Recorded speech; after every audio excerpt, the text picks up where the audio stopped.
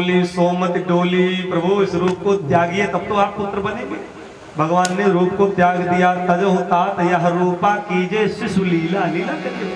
भगवान ने वस्त्र त्याग दिया। कहा आप क्या करें? मानेगा जब बालक उत्पन्न होता तो निर्वस्त्र होता, शरीर पे कोई वस्त्र नहीं रहता। तो भगवान ने वस्त्र भी त्याग दिया। कीजे शिशु लीला अप्रिय शीला, यह सुख परम मनुका।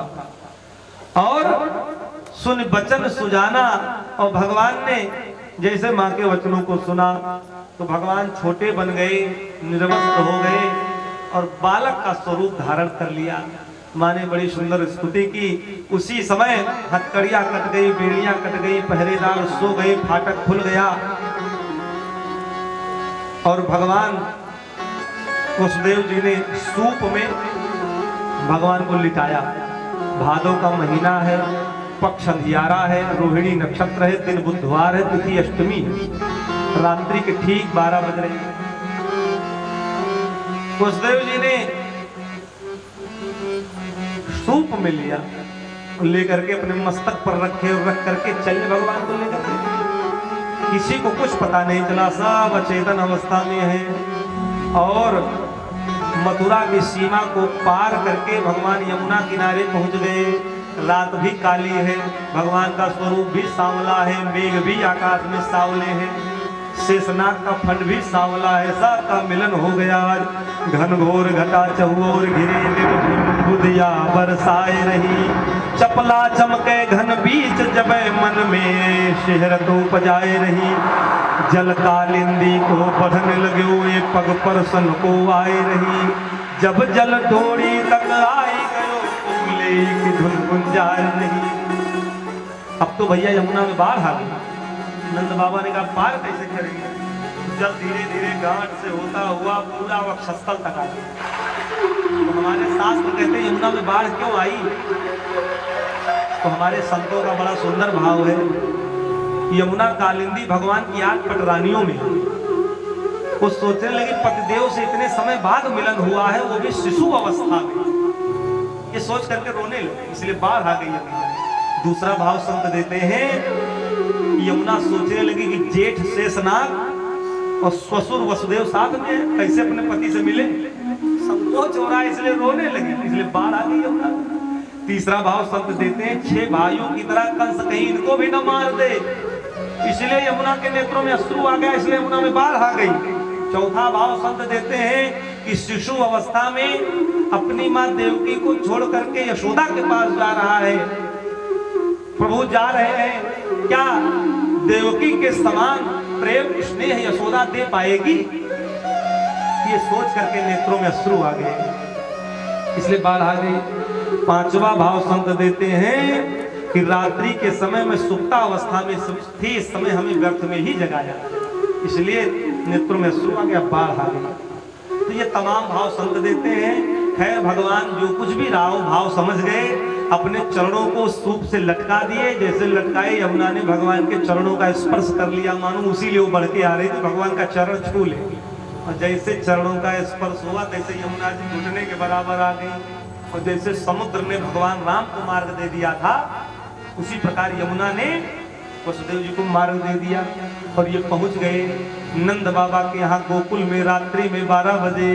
और जैसे पहुंचे, सब लोग सो रहे थे। यशोदा के पास एक माया की कन्या खेल रही थी, भगवान को वहां रखे, माया की कन्या को उठाए, यमुना पार करके मथुरा के कारागार में आ गए। कंस की हथकड़ियां लग गई, बेड़ियां लग गई, गेट बंद हो गए, पहरेदार सब जग गए। और जैसे कन्या के रोने की आवाज सुनाई दी, पहरेदारों ने जाकर के कंस से कहा, महाराज 8वें बालक ने जन्म ले लिया। दौड़ा दौड़ा आया और जैसे देखा 8वीं संतान, वो भी कन्या। उसने सोचा चाहे कन्या हो चाहे बालक हो, वध तो 8वें से ही था। उसने पैर पकड़ा और पकड़ करके जैसे नचा करके पटकना चाहा, तैसे हाथ से छूट करके आकाश में चली गई और कहने लगी कि ओ मूड मुझे क्या मारेगा, ओ मूड मुझे क्या मारेगा, तेरी बुद्धि अति भ्रष्ट हुई। ओ मूड मुझे क्या मारेगा, तेरी बुद्धि अति भ्रष्ट हुई। तेरा प्रयास सब विफल हुआ, तेरे हंता की सृष्टि हुई। मेरा आगे श्रेष्ठ हुई। इस घोर पाप से तो पापी तुम्हारी कष्ट उठाएगा। इस घोर पाप से तो पापी तुम्हारी कष्ट उठाएगा। अब नहीं बचेगा दुर्बुद्धे हरि हाथों मारा जाएगा। अब नहीं बचेगा दुर्बुद्धे हरि हाथों मारा जाएगा। अब नहीं बचेगा दुर्बुद्धे हरि हाथों मारा जाएगा। ओ मूढ़ मुझे क्या मारेगा, तेरी बुद्धि अति भ्रष्ट हुई। तेरा प्रयास सब विफल हुआ, तेरे हंता की सृष्टि हुई। इस घोर पाप से तू भारी कष्ट उठाएगा।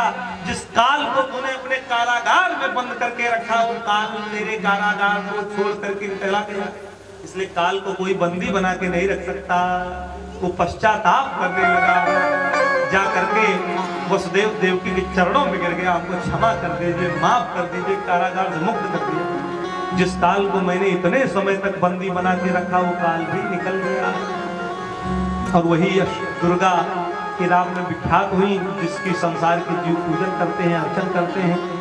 तो देवों को दुलार, वसुधा को भार हार मिला, और संस्कृति असार को प्रसार सौख्य सार का। तो राधिका कुमारियों को नंद का कुमारपति, राधिका को प्यार मिला प्यारे प्राणधार का। तो कुंवरी को रूप मिला भूप मिला, द्वारिका को कंस से नृशंस को भी मार्ग मुक्ति द्वार का। नंद को आनंद मिला, यशोदा को नंदन था, अकथ अमंद लाभ कृष्ण अवतार का। और भैया इधर नंद बाबा, नंदा और सुनंदा दो बहनें थी। जैसे यशोदा के कक्ष में आई, देखी एक बालक बड़ा सुंदर सांवला सलोना खेल रहा है। दौड़ी दौड़ी गई, कहती है बाबा बधाई हो, बधाई हो, बधाई हो। बाबा गौशाले में चारा खिला रहे थे गायों को। अरे बहना क्या हो गया, क्या बात है? अरे बाबा बधाई हो। इस अवस्था में आप जिसकी प्रतीक्षा कर रहे थे, वही बालक आ गया है। यशोदा ने एक बालक को जन्म दिया है। जैसे सुना तैसे नाचने लगे, किम मया हतया मंद जाता खलु तवाम